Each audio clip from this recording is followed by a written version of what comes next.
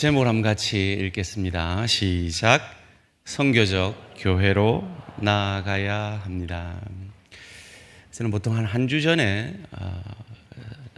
설교를 준비를 해 놓습니다. 좀 늦어도 주 초에는 설교를 준비하고 이렇게 묵상하는 시간들을 가지는데요. 이번 설교를 준비하고 이렇게 묵상을 하는 중에 한 1년 반 전에 제가 참 좋아하고 존경하는 한 권사님이 제게 해주신 말씀이 생각이 났습니다. 제가 우리 대한교회에 와서 참 제 몸둘 바를 모를 정도로 참 격려와 위로와 칭찬을 많이 해주시는 성도님들의 말씀을 많이 들었습니다. 참 감사합니다. 그리고 제가 반드시 들어야 할 따끔한 그런 비난도 해주셨던 것 참 감사를 드립니다. 그런데 이분의 말은 칭찬인지 비난인지 헛갈려요. 이런 얘기입니다. 목사님, 저는 정말 인생을 그 누구보다 최선을 다해 삽니다. 그런데 목사님 설교를 듣고 나면 저보고 더 최선으로 더 열심히 살라 합니다. 여러분, 이 칭찬입니까? 비난입니까? 저는 그 말씀이 제게 참 칭찬하시는 말로 들렸고, 그렇게 말씀 앞에 진지하게 반응하는 그 권사님의 그 마음 안에서 지금 성령께서 역사하고 계시다 하는 것을 통해 감사하게 되었습니다. 여러분은 어떠십니까? 여러분 마음에는 어떤 마음을 가지고 설교를 들으십니까? 오카남 목사님 설교 중에 이런 말씀을 들었습니다.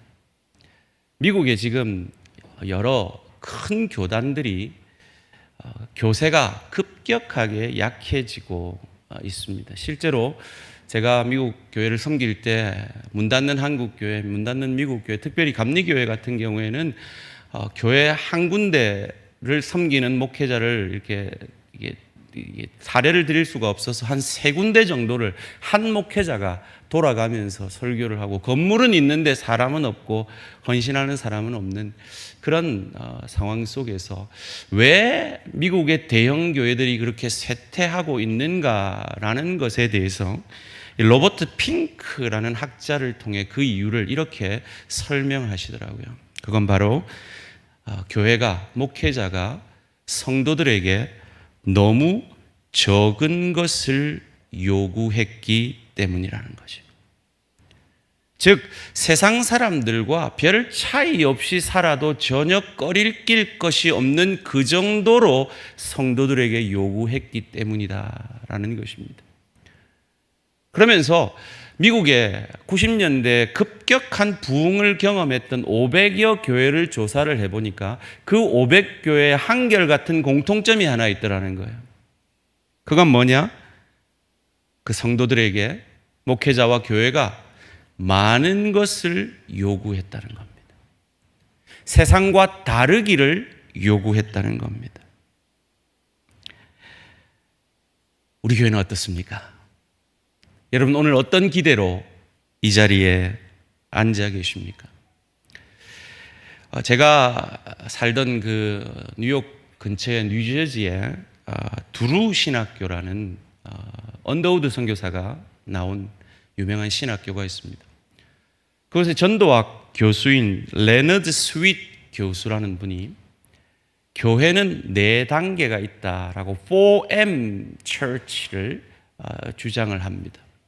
첫째는 Missional Church, 선교적 교회가 가장 성령 충만한 교회고, 두 번째 단계는 Ministry Church, 사역적 교회. 세 번째 단계는 Maintenance Church, 관리적 교회. 네 번째 단계는 Museum Church, 박물관 교회라고 4M Church를 주장을 합니다. 선교적 교회, 여러분 오해하지 마십시오. 선교 더 하자 이런 의미가 아닙니다. 나 자신, 주의 성전인 나 자신이, 그리고 우리 대한 공동체가, 하나님의 교회들이 그 존재 자체로 선교적 교회가 되어야 된다는 겁니다.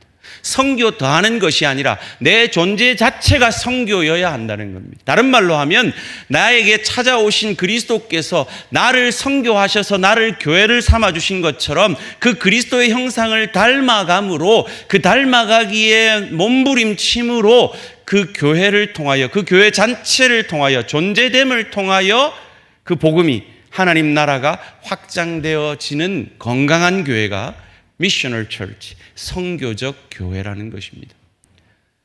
그런데 이 선교적 교회, 예수 그리스도를 닮아가면서 변화되어지는 것이 없이 열심히 일만 하고 열심히 사역만 하는 교회를 사역적 교회, 보기에는 별 차이가 없습니다. 열심히 사역들을 합니다. 헌신합니다. 그런데 내면에 그 어떤 변화도 없고 그 어떤 예수 그리스도를 닮아감도 없고, 주일날 와서는 신자 같은데 세상 살 때는 전혀 신자다움이 드러나지 않는, 그 변화를 경험하지 못하는 교회를 미니스트리 처치, 사역적 교회라고 말합니다.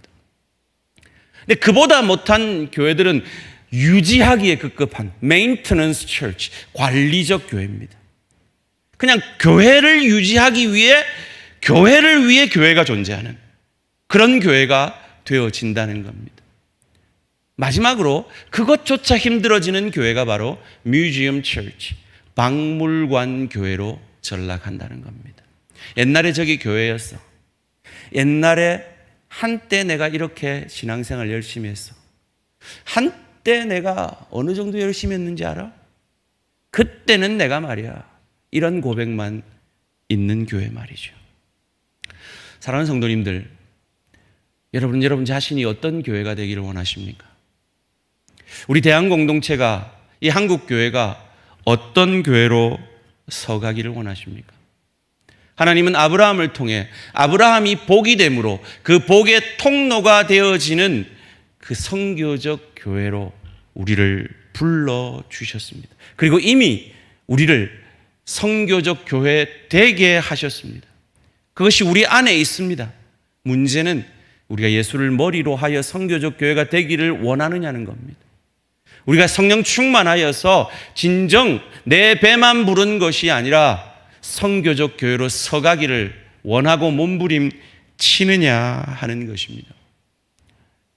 첫째로, 우리로 선교적 교회가 되게 하기 위해서 하나님이 하신 일이 무엇입니까?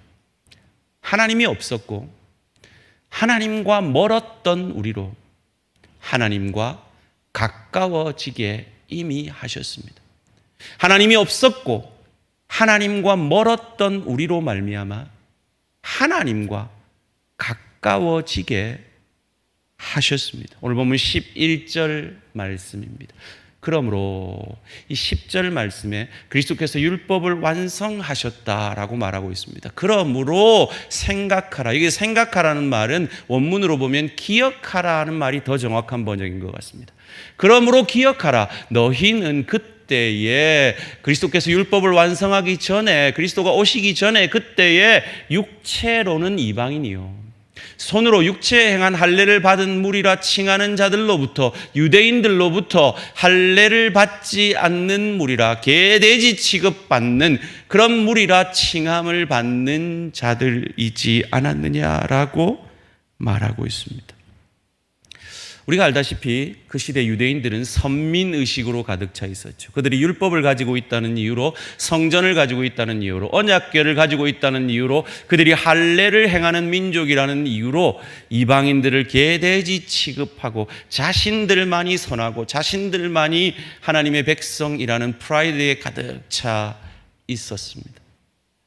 이방인들에 대해서도 그럴진데, 아수르가 북이스라엘이 망한 이후에 그 아수르 백성들이 이주하여서 혼혈 정책을 쓰므로 아수르와 유대인들이 섞여져서 나온 그 자손들이 사마리아인들인데, 그들에 대해서도 동일하게 개돼지 취급하고 상대조차 안 해주었던 유대인들입니다. 그것을 요한복음 4장 9절에서는 이렇게 말합니다. 사마리아 여자가 이르되 당신은, 예수님이 물 달라 그랬어요. 당신은 유대인으로서 어찌하여 사마리아 여자인 나에게 물을 달라 하나이까 하니 이는 유대인이 사마리아인과 상종하지 아니함이로라.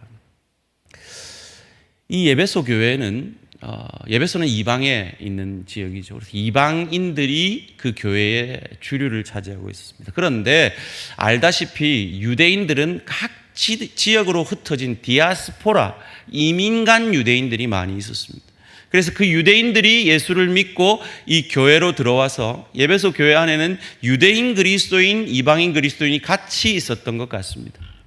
그런데 이 이방인 그리스도인들은 할례를 받지 않았습니다. 그런데 유대인들은 태어나면서부터 8일째 할례를 받기 때문에 당연히 그들에게는 아무 생각 없이 할례를 받은 사람들입니다. 그런데 예수 안에서 같은 교회를 섬기면서 이들이 이방인 그리스도인들에게 뭐라고 주장하느냐 하면 너도 할례 받아야 구원받는다라고 주장하는 겁니다. 그 주장을 왜 할까요? 자기의 존재됨을 내가 너보다 나는 그래도 유대인이었는데 라는 것을 할례라는 의식으로 그들에게 자기 존재를 증명하고 있는 거죠. 어리석은 거죠. 왜요? 할례라는 것 자체가 인간의 절망을 상징하기 때문입니다. 할례는 우리가 알다시피 생식기의 표피를 자릅니다. 이건 생식기를 자른다라는 의미입니다. 더 이상 너는 생명을 잉태할 수 없는 죄인이라는 자기 절망이 있습니다. 그런데 그로부터 생명이 잉태되고 생명이 탄생된다면 그것은 나에게서 나온 것이 아니라 하나님의 은혜다라고 고백하게 하는 것이 할례의 정신입니다. 동일하게 신약 시대에는 그것이 세례 가운데 보여지죠. 우리는 그리스도와 함께 물에 빠져 죽습니다. 십자가에서 죽습니다. 나는 죽어버립니다. 그리고 그리스도와 함께 살아나게 되는, 자기 절망을 통해 그리스도 아니면 소망이 없고 그리스도로 참 소망, 참 구원을 얻는다는 그 세례의식이 바로 그 할례의식과 통하는 것입니다. 그처럼 그리스도인이 되고도 유대인과 이방인들의 사이에 높은 담이 존재했다는 겁니다. 마치 같은 대항교회를 섬기고 있으면서도 내 신앙의 색깔이 좀 다르고 내가 받은 은사가 다르고, 그래서 내 은사가 내가 열심히 하는 이걸 당신도 열심히 해야 되는데 왜 안 합니까? 라고 나의 존재됨을 증명하기 위해서 그것을 더 주장하고 그로 인해 상처를 주고, 혹 우리는 그러고 있지는 않습니까? 합당하지 않습니다. 왜요? 우리가 우리 된 것은 하나님의 전적인 은혜이기 때문입니다. 우리의 존재됨을 기억하십시오. 이어지는 12절이 그것을 말해주고 있습니다. 그때에 너희는 그리스도 밖에 있었고 이스라엘 나라 밖의 사람이라. 약속의 언약들에 대하여는 외인이요 세상에서 소망이 없고, 이 에베소 교회 성도들은 아마 그 시대의 저층민들이었던 것 같습니다. 세상적으로도 소망이 없고 하나님도 없던 자이지 않느냐. 너희의 존재됨을 기억해보라. 너희는 절망스러운 상태였다. 앞선 본문 가운데 죽었던 너희를, 영적으로 죽었던 너희를, 그리스도 밖에 있었던 외인이었던 할례자 받은 자들에게 저 할례를 모르는 무할례자들이라고 손가락질 받고 개돼지 취급받던 너희이지 않았느냐라고 이 에베소 교회 성도들을 절망케 합니다. 그런데 그것은 절망 자체를 위해서 아니라 희망을 말하기 위해서입니다. 13절 말씀 함께 읽습니다. 시작. 이제는 전에 멀리 있던 너희가 그리스도 예수 안에서 그리스도의 피로 가까워졌느니라. 여기 또 접속사가 빠졌어요. 그러나라는 단어가 있어요. 너희는 그리스도 밖의 사람이다. 너희는 하나님을 몰랐던 사람이다. 그러나 이제는 멀리 있던. 자, 그림을 하나 보여드리는 걸 깜빡했네요. 오늘 본문을 이해하려면 성소를 이해를 해야 됩니다. 앞선 저 앞에 있는 성전이라는 데 있는 그곳이 하나님의 임재가 있는 지성소가 있고 제사장들만 들어가는 성소가 있습니다. 그리고 성소와 지성소 사이에는 아주 두꺼운 천으로 이 뜨개질을 해서 두꺼운 천이 막고 있습니다. 그리고 그 앞에는 유대인 남자의 뜰, 그 뒤에는 유대인 여자의 뜰, 그리고 높은 담, 1.5m의 담을 두고 이방인의 뜰이 있습니다. 이전에 멀리 있던 저 이방인의 뜰에 있던 너희가 예수 안에서 그리스도의 피로 저 멀리 있던 하나님이 너희와 가까워졌느니라. 인간의 절망을 로마서 1장에서 3장 20절까지 얘기합니다. 너희가 왜 죽을 수밖에 없는 죄인이고 하나님과 상관없는 죄인인 것을 말합니다. 그리고 3장 21절 로마서의 핵심 구절, 그러나 이제는 율법 외에 하나님의 한 의가 나타났으니 율법과 선지자들에게 오실 메시아로 증거를 받은 그 메시아가 이곳에 오셔서 너희를 대신하여 죽으시고 사흘 만에 부활하심으로 그 율법의 요구를 다 이루시고 너희를 구원해내었고 하나님과 너희를 가까워지게 하였다라고 고백하는 것입니다. 여러분 안에 계신 성령께서 여러분을 예수를 저주할 자라 아니하고 나의 구주 나의 하나님으로 고백케 하심으로 저 멀리 있던 이방인인 우리를 하나님과 가까워지게 하셨음을 믿으시기를 주님의 이름으로 축원합니다. 하나님께서 우리로 선교적 교회가 되게 하시기 위해서 우리 안에 이미 이루신 두 번째는 하나님과 가까워졌기 때문에, 예수 믿고 구원받았기 때문에 우리는 하나님의 사람들과도 가까워지게 이미 하셨다라는 것입니다. 그래서 오늘 본문 에베소 2장 14절이 이렇게 말합니다. 여기서도 왜냐하면이라는 단어가 빠졌습니다. 왜냐하면 그는 우리의 화평이신지라. 왜 우리가 그리스도의 피로 하나님과 가까워졌는지 아느냐? 왜냐하면 그가, 예수가 우리의 화평이시기 때문이다. 둘로, 여기서 둘은 이방인과 유대인, 에베소 교회를 구성하고 있는 이방인 그리스도인과 유대인 그리스도인을 말합니다. 둘로 하나를 만드사 원수된 것, 곧 중간에 막힌 담 보셨죠? 이방인의 뜰을 막고 있었던 그 두꺼운 1.5m의 그 벽을 주님께서 자기 육체로 허셨다는 겁니다. 예수께서 십자가상에서 다 이루었다 고백하시면서 돌아가시자 그 지성소와 성소를 나누고 있었던 그 휘장이 위로부터 아래로 찢어졌습니다. 그리고 이제 그 누구라도 예수님을 믿음으로 그 하나님께 나아갈 담력을 얻게 하셨다는 겁니다. 그것을 마태복음 27장 51절이 우리에게 가르쳐 줍니다. 이에 성소 휘장이 위로부터 아래까지 찢어져 둘이 되고 땅이 진동하며 바위가 터지고. 여러분 아까 보셨던 그 그림 가운데 이방인의 뜰과 유대인 여자의 뜰 사이에 있었던 그 벽면에 초대교회의 역사를 가장 잘 기록했던 요세푸스라는 유명한 학자가 이렇게 쓰여 있었다라고 기록합니다. 어떤 이방인도 이 담 안으로 들어오는 것을 금한다. 어기는 자는 뭐에 처한다? 사형에 처한다. 하나님께 나아가면 자기들은 죽는 거예요. 그런 존재가 너희였는데 그런 너희를, 그런 유대인과 이방인의 나눔을 그리스도의 육체가 찢어짐으로 그 휘장을 찢으시고 그 누구라도 나를 믿는 믿음으로 하나님께 나아가게 하였다라고 바울은 가르쳐주고 있는 것입니다. 그것을 15절에서는 이렇게 설명합니다. 법조문으로 된 계명의 율법을, 10계명과 율법을 폐하셨으니 그리스도께서 완성하셨으니 이는 이 둘로 자기 안에서 한 새 사람을 지어. 바울은 그것을 새로운 피조물이라고 얘기하죠. 그래서 이방인 유대인, 이방인 그리스도인, 유대인 그리스도인이라고 나누는 것이 아니라 그냥 그리스도인이라는 그 이름을 주어서 화평하게 하셨다라고 말하고 있는 것입니다. 여러분, 우리는 그리스도인입니다. 그 뜻은 그리스도와 하나 된 자라 하는 뜻입니다. 그러기에 그리스도인들은 높낮이가 있을 수 없습니다. 빈부귀천이 있을 수 없습니다.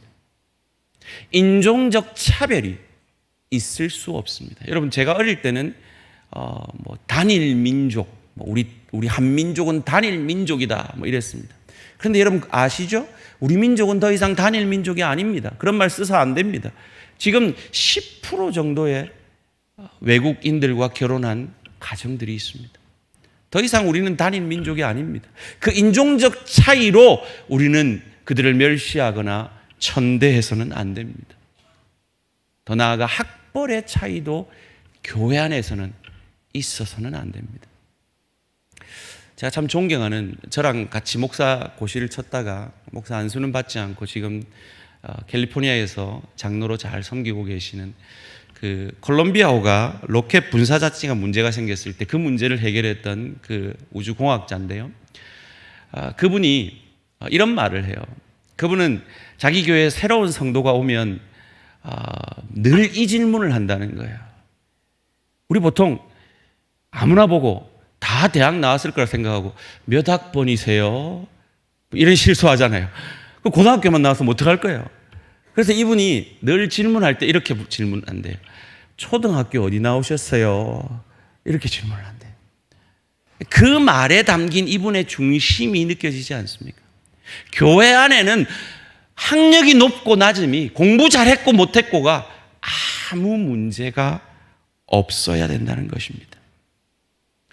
오늘 우리가 생각할 수 있는 가장 악랄한 차별과 비교해서도 더 악랄한 차별이었던 유대인과 이방인의 그 차별의 담을 그리스도 예수께서 넘어뜨리셨다는 겁니다. 무너뜨리셨다는 겁니다. 그래서 로마서 10장 12절에서는 이렇게 가르쳐 줍니다. 유대인이나 헬라인이나 차별이 없습니다. 한 분이신 주께서 모든 사람의 주가 되사 그를 부르는 모든 사람에게 부요하시도다. 그럼 제가 저희 형님이 군목할 때 형님 심호하시는 그 본부사령부 그 예배를 주일날 참석을 했어요. 제가 그때 참 열심히 특심이었기 때문에 어느 교회를 가나 저는 제일 앞자리에 앉아서 예배를 드렸거든요.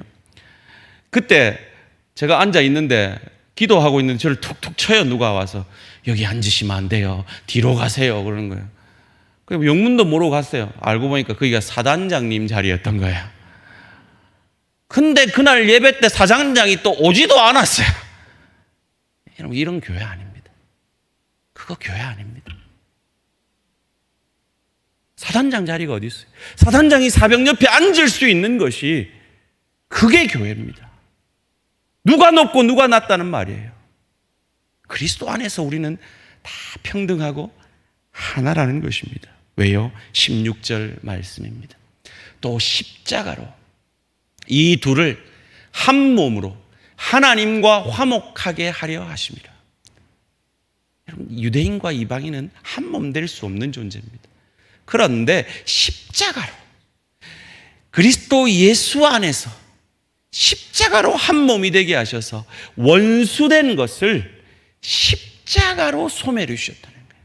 그 죄를 십자가로 소멸해 주시고 그 예수 아니면 우리는 구원받을 수 없기에 그 예수를 영접함으로 예수를 머리로 해서 하나로 우리를 묶어 주셨다는 것입니다. 하나됨은요, 십자가로 이루어지는 겁니다. 예수님이 십자가 지심으로 우리로 하나 되게 하신 것처럼 가정에서 부부 사이에 하나 되면, 부모 자녀 사이에 하나 되면, 직장에서 동료의 하나 되면, 교회에서 지체의 하나 되면 누군가가 십자가를 져야 가능한 일입니다. 그럼 누가 십자가를 져야 됩니까? 목사하고 성도하고 성도끼리 부부 관계에서, 부모 자녀 관계 속에서 갈등이 생기고 나누어짐이, 하나됨이 깨어지면 누가 십자가를 져야 될까요? 크게 한번 따라해 봅시다. 더 성숙한 사람이 십자가를 져야 됩니다. 또 따라 봅시다. 더 은혜 받은 사람이 십자가를 져야 됩니다. 또 따라 합시다. 더 사랑받은 사람이 십자가를 져야 됩니다. 누가 더 사랑받았음을 깨닫습니까? 내가 죽을 수밖에 없었던 죄인인 것. 내가 유대인에게 이방인이라고 손가락질 받던 그리스도 밖에 있었던 나 같은 자를 구원해 주신 그 주님의 은혜 때문에, 주님의 그 은혜가 넘침으로 먼저 손 내밀고, 먼저 용서를 구하고, 먼저 사랑하고. 여러분 가운데 혹 그 사람 만나면 고개를 탁 나도 모르게 돌려지는 분이 있습니까? 그런데 그 두 분 중에 먼저 손 내밀어 주는 그분이 믿음이 좋은 분입니다. 더 은혜 받은 분입니다. 더 하나님이 귀하게 보시는 분입니다. 17절 말씀 함께 읽습니다. 시작. 또 오셔서 먼데 있는 너희에게 평안을 전하시고 가까운 데 있는 자들에게 평안을 전하셨으니. 자, 먼데 있는 너희가 누굽니까? 저 이방인의 뜰에 있던 이방인들. 가까운 데 있는 너희는 누굽니까? 유대인 남자의 뜰, 유대인 여자의 뜰에 있던 유대인들. 먼데 있던 너희에게도 내가 찾아오지 않았느냐? 가까운 데 있는 너희에게도 찾아오지 않았느냐? 여러분, 누가 은혜가 필요합니까? 가까운 데 있는 사람이 필요합니까? 먼 데 있는 사람이 필요합니까? 다 필요합니다. 둘 다 필요합니다. 그러면 은혜를 받았으니 그 은혜에 정당하게 반응함으로 내가 너에게 평안을 전했던 것처럼 그와의 관계 속에서 평안을 만들어내라 라고 명령하고 있는 것입니다. 왜요? 우리를 그리스도인 되게 하신 그 성령이 동일한 성령이기 때문입니다. 18절 말씀 함께 읽습니다. 시작. 이는 그로 말미암아 우리 둘이 한 성령 안에서 아버지께 나아감을 얻게 하려 하심이라. 여러분, 한 성령 안에 있어요. 한 아버지예요. 그 아버지께 나아가는데 다 손잡고 나아가라 하는데, 여러분, 나 저 사람하고 손잡기 싫어요, 이런 분 계십니까? 잡아내셔야 됩니다. 잡아내셔야 됩니다. 물론 손잡기 싫은 이유가 있죠. 저 사람이 내한테 뭘 잘못했어요. 분명히 내한테 먼저 잘못했어요. 그죠? 내가 그런 이유가 분명히 있어요. 정당한 이유가 있어요. 그래요. 예수님도 우리에게 나아오지 않을 정당할 이유가 있었어요. 예수님은 의인이고 우리는 죄인이기 때문에 안 나오셔도 돼요. 근데 예수님이 우리에게 먼저 나와 주셨어요. 먼저 우리에게 선교적 교회가 되어 주셨어요. 다가와 주셨어요. 언제요? 우리가 아직 죄인 되었을 때. 그리스도 예수께서 우리를 위하여 죽어 주심으로 우리를 향한 하나님의 사랑을 확증해 주셨어요. 소원합니다. 우리 대항의 모든 지체들은 손잡고 아버지께, 그 누구라도 옆에 이 사람이 왜 있어? 이러지 마시고, 그 누구라도 내 옆에 서면 손잡고 함께 아버지께 나아갈 수 있는 우리 모든 대한가족들 되시기를 주님의 이름으로 축원합니다. 우린 고향도 다릅니다. 정치적 신념도 다릅니다. 성격도 다릅니다. 학벌도 다릅니다. 빈부격차도 다릅니다. 그런데 우리에게 공통점이 하나 있습니다. 우리 안에 계신 예수 그리스도. 그 예수 그리스도로 인하여 우리는 모두 가족이 되었습니다. 그래서 제가 우리 대양 공동체를 얘기할 때 대양 가족이라는 말을 자주 쓰는 겁니다.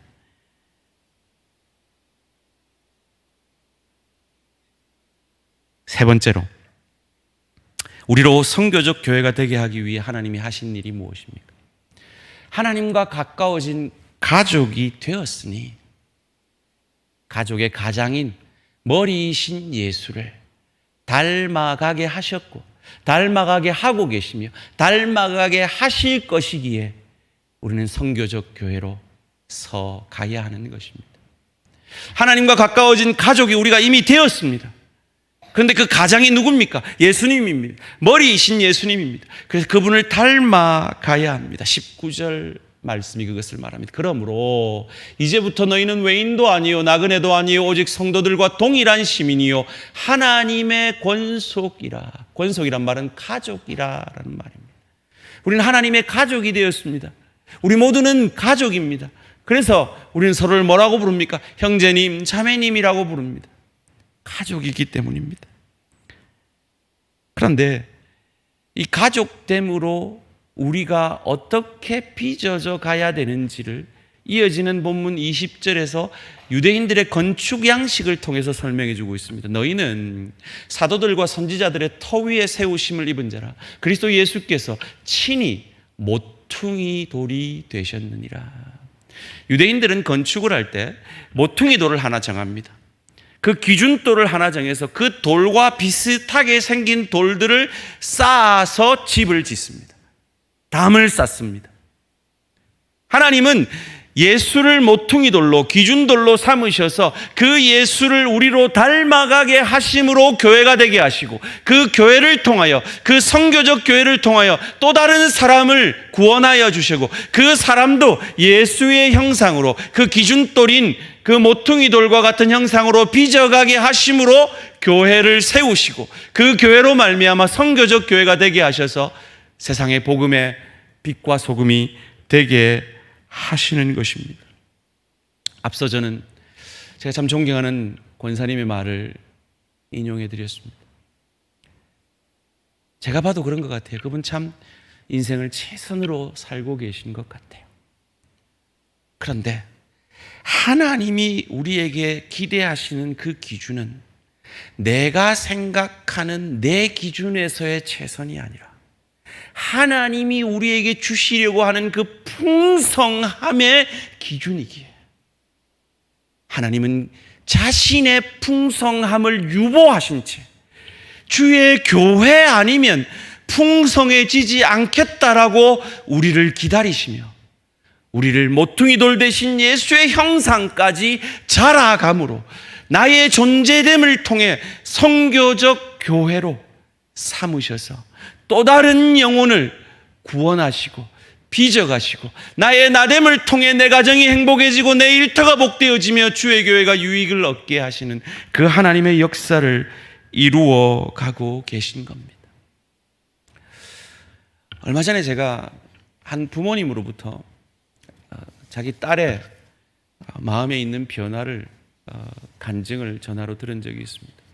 이 따님이 교회는 잘 나오는데 그냥 형식적 신앙생활을 하고 있었다고 합니다. 그런데 예배를 참석하며 설교를 들으면서 나도 한번 제대로 예수님 한번 믿어봐야겠다 하는 마음이 생기기 시작하더라는 겁니다. 제가 그 말을 듣고 얼마나 감사했는지 모릅니다. 하나님께 영광을 돌렸는지 모릅니다. 지난주에 저희 교회 새로 오신 한 남자 집사님으로부터 제가 카톡을 하나 받았습니다. 좀 긴 글인데 그 중에 한 대목만 소개해 드리기를 원합니다. 대양교회 와서 잊어버리고 살고 있었던 하나님을 다시 만나게 되었습니다. 이것이 하나님이 우리를 교회로 불러주시는 이유인 줄 믿습니다. 하나님이 그렇게 여러분 안에서 일하고 계신 거예요.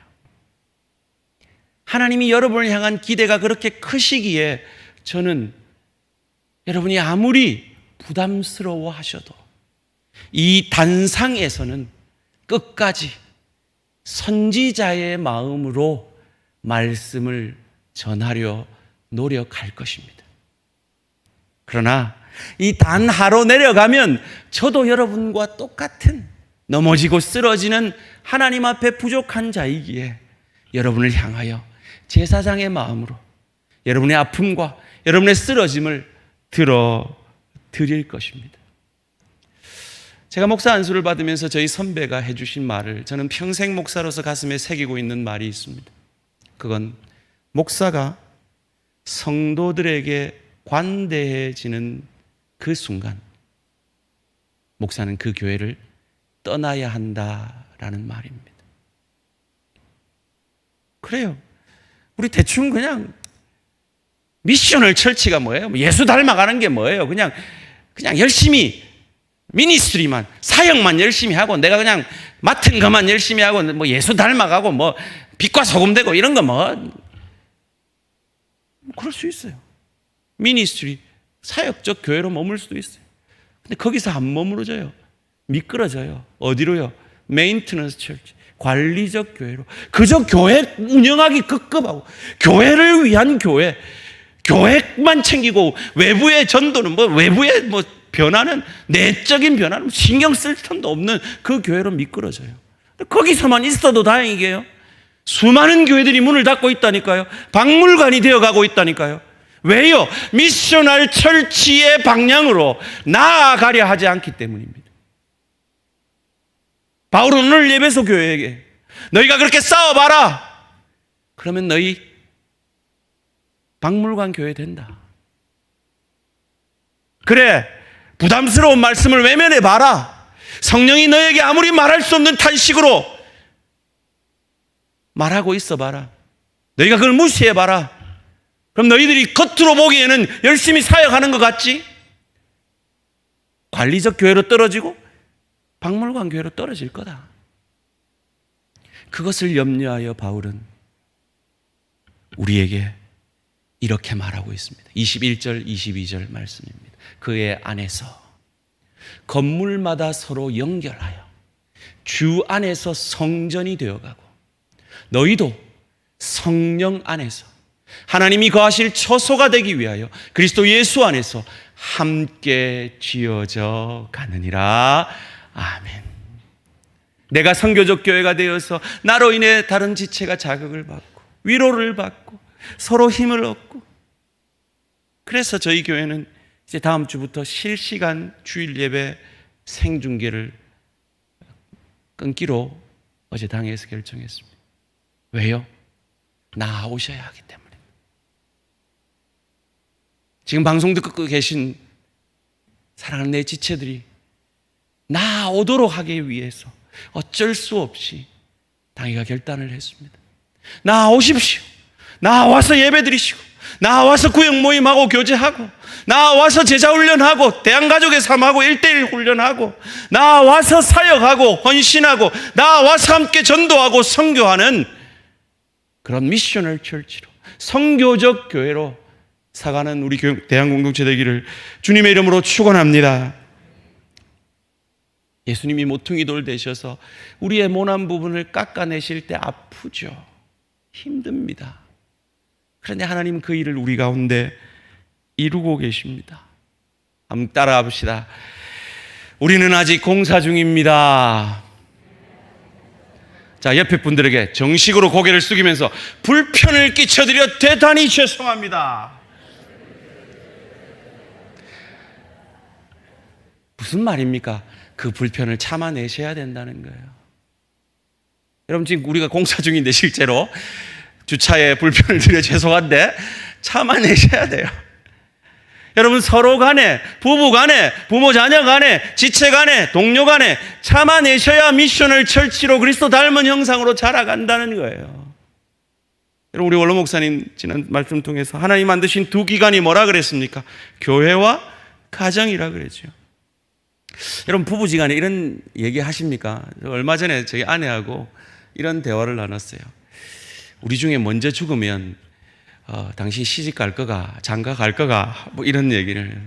그래서 저희 아내는 죽어도 다시 시집 안 간다 결론이 났어요. 그리고 자기가 제 결론도 내려줘요. 당신은 반드시 결혼해라. 내가 애들한테 미리 유언해놨다. 그러면서 조건을 하나 달았어요.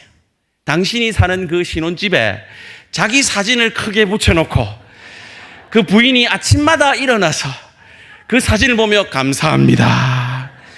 당신이 이 인간을, 그 말도 안 되는 인간을 이렇게 빚어놔 주셔서 제가 이렇게 행복하게 삽니다 라는 고백을 하는 조건이라는 거예요.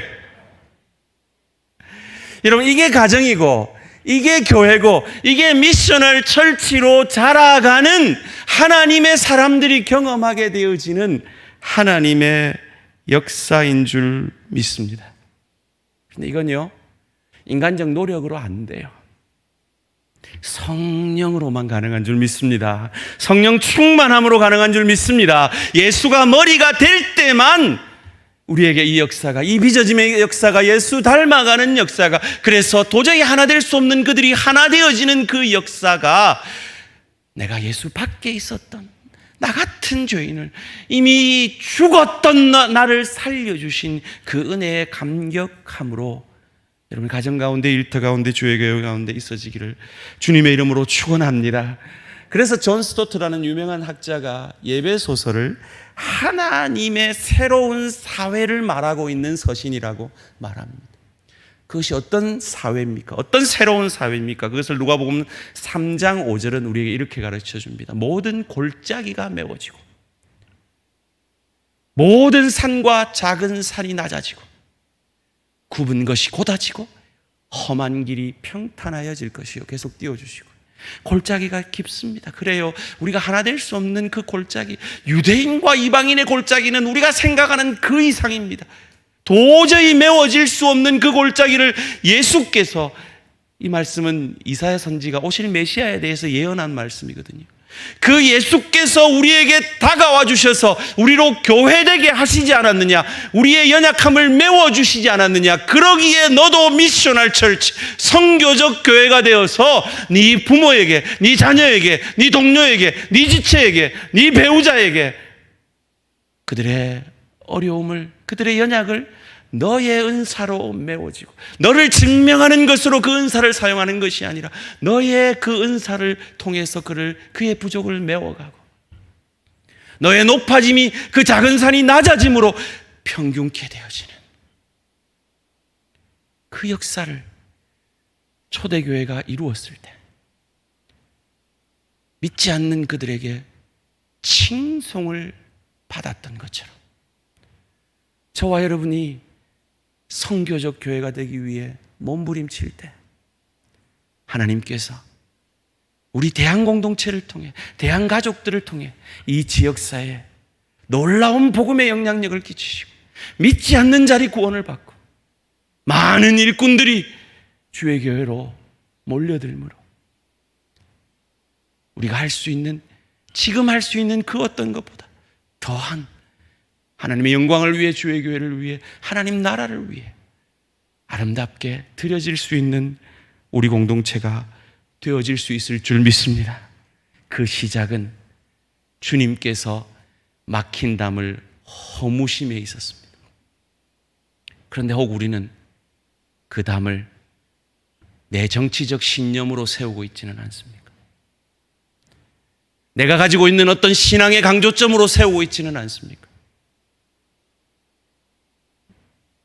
내가 생각하는 그 어떤 세상 기준으로 저 사람하고는 내가 아무리 같은 대한교회라도 함께 할 수 없어라고 그 담을 세우고 있지는 않습니까? 주님이 허무신 그 담을 우리가 어찌 세울 수 있겠습니까? 십자가에 죽어지심으로 우리 모든 대한 공동체는 하나됨을 세상 가운데 보여내므로, 주님 닮아감을 보여내므로 세상의 소금과 빛으로 사가는 우리 대한 공동체, 우리 성도님 한 분 한 분, 이 선교적 교회로 빚어져가는 은혜가 있기를 주님의 이름으로 축원합니다.